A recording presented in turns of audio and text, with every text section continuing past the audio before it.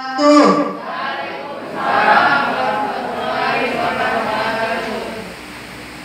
Gimana ini adik-adik? Sehat?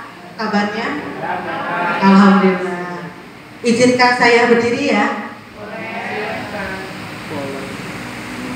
Perkenalkan, nama saya Putri Arini. Saya dari Dinas DPPKB Kabupaten Tangerang, Tiga Rasa. Saya tinggal di Ciputat. Anak alhamdulillah 1 dan suami alhamdulillah 1. Iya.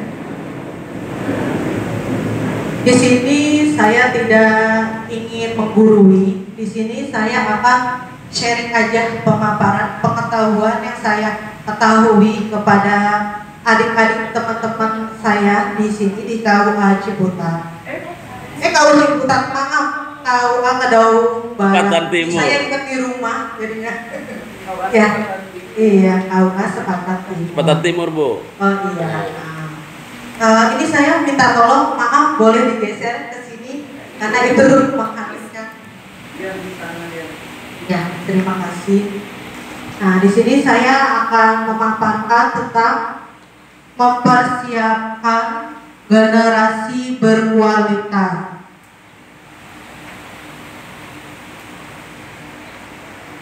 Di sini saya materi yang pertama tentang pemahaman konsep keluarga bagi calon pengantin. Yang kedua, pemahaman tentang prakonsepsi. Dan yang ketiga, tentang pemahaman 1000 hari HPK pertama kehidupan. Nah, di sini kurang jelas ya? Ya, ini saya bagikan print out-nya, tapi untuk cuma 1 aja, nanti diperbanyak ya. Bisa dibaca-baca.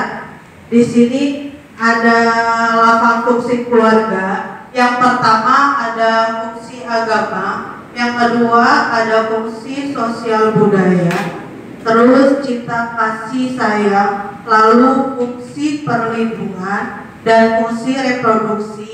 Yang kelima fungsi sosial dan pendidikan. Yang keenam, yang ketujuh fungsi ekonomi, dan yang ke-8 yaitu fungsi pemeliharaan lingkungan. Di sini apa sih yang dimaksud dengan fungsi agama? Yaitu keluarga yang dikembangkan untuk mampu menjadi wahana yang pertama dan utama membawa seluruh anggota keluarga melaksanakan ibadah dengan penuh keimanan dan ketakwaan. Nah, di sini apa nih fungsinya nih untuk nanti kalian berkeluarga sebagai fondasi tiang agama ya. Iya. Lalu yang kedua tentang sosial budaya. Nah, ini keluarga nanti kalau sudah berkeluarga diharapkan dapat mengenal budaya Indonesia dengan dasar-dasar nilai kehidupan sebagai anak, mempunyai wawasan terhadap berbagai budaya baik daerah maupun nasional. Nah, yang dimaksud sosial budaya, jika ada calon pengantin pasangannya itu dari daerah suku budaya yang berbeda, terus di situ kan nanti kan dengan segi bahasa pun berbeda ya, kultur ya, kebudayaan. Di situ gimana kita perannya kita itu sebagai pendatang. Misalkan kita sebagai pendatang ini kita belajar dengan budaya yang ada di lingkungan tersebut gitu ya. Lalu yang ketiga cinta dan kasih sayang. Di sini keluarga diharapkan dapat membina cinta kasih yang ditandai dengan rasa dekat dan akrab antara seluruh anggota keluarga sebagai timbul suasana aman, damai dan tentram. Ya, biasanya kan kalau kita baru pengantin ya, misalkan kita kemana nih, ke mertua gitu, kita kan biasanya rasa canggung tuh ya, gimana menimbulkan rasa cinta kita terhadap keluarga suami atau istri gitu ya. Lalu berikutnya ada perlindungan, yaitu keluarga menjadi pelindung yang pertama dan utama dalam memberikan kebenaran dan keteladanan kepada anak dan keturunan. Nah, di sini fungsi perlindungan. Misalkan kita kan baru pacaran, menikah selama beberapa hari, itu kan kita belum mengenal ya dalam-dalamnya itu seperti apa. Misalkan nanti setelah setahun, 2 tahun, misalkan si suaminya begini-begini, gimana kita suami atau istri untuk melindungi kejelekan si suami atau istri, jangan diumbar-umbar gitu ya, saling menjaga.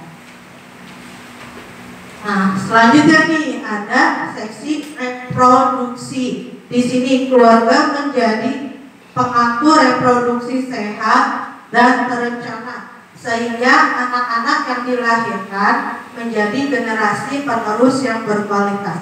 Nah, di sini dimaksud reproduksi jika ada pasangan cantik usia di bawah 20 tahun. Di sini rata-rata usianya berapa tahun? 20 tahun ke atas ya. Ada yang di bawah 20 tahun? Nggak ada? Ada apa enggak? Itu siapa itu? Berapa tahun? Hah? 12. Nah, di sini fungsi reproduksi yaitu untuk menjaga produksi harus ber-KB. Misalkan gak apa-apa nih, kan namanya kita nggak tahu ya nanti dikasih keturunan kapan dan gimana. Nah, di sini kenapa di sini harus terencana agar reproduksi sehat, karena usia reproduksi di bawah 20 tahun itu belum matang untuk dibuahi, gitu ya. Jadi kenapa ini pentingnya? Apa step-step supaya, yaitu yang pertama KB pil, ya, bisa KB pil atau kondom. Nanti di sini kan ada macam-macam KB, ya. Nanti biar sini mah untuk ini aja ya, untuk pengetahuan aja sekilas gitu. Kenapa di sini harus mengatur reproduksi sehat dan terencana? Agar apa? Agar nanti pas melahirkan si ibu dan anak dalam keadaan sehat. Kan di sini harus dijaga pola makan, nanti gizinya gimana, ya kan? Ya. Di sini lalu yang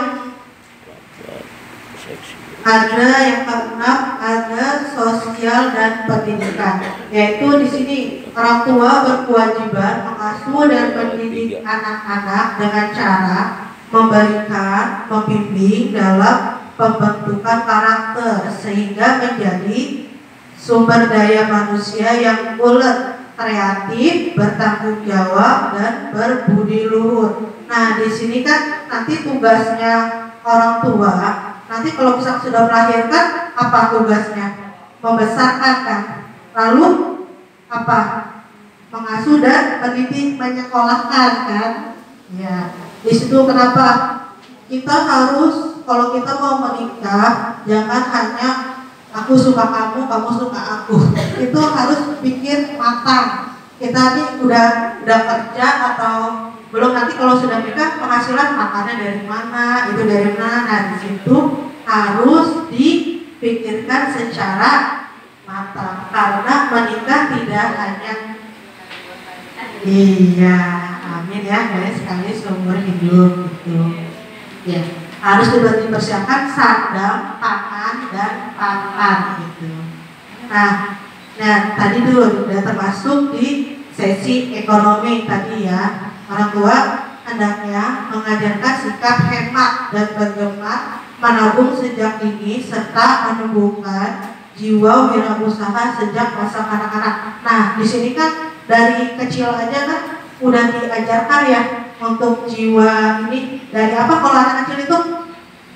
Jiwa dagang itu namanya apa? Anak day ya. Kalau ada di ini ya di TK atau di SD gitu ya.